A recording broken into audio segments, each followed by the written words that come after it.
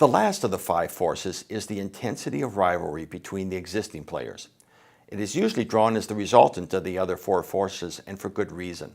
The dynamics around customer and supplier power, threat of substitutes, and barrier to entry will usually tell you whether an industry will experience cutthroat battles or polite skirmishes between its players.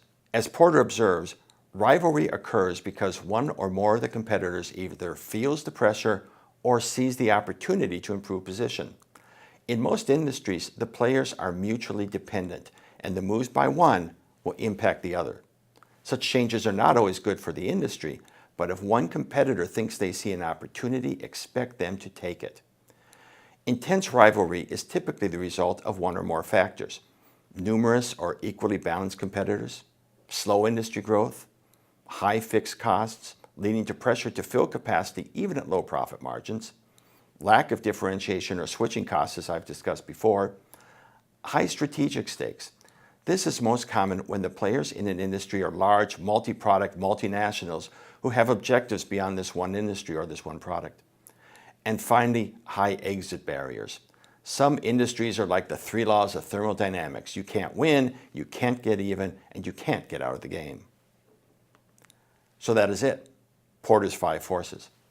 Unlike some of the other tools we'll discuss, there is no necessity to score each force on a 1 to 10 and no single lesson to be learned.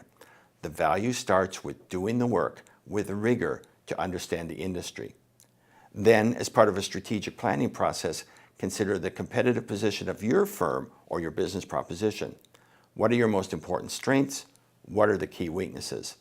Then, how can you create a defensible position against the five competitive forces, or either best position the enterprise against industry forces, or influence the balance of forces through your own strategic moves?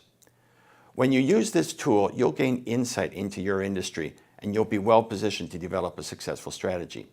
And the next video will walk you through an example.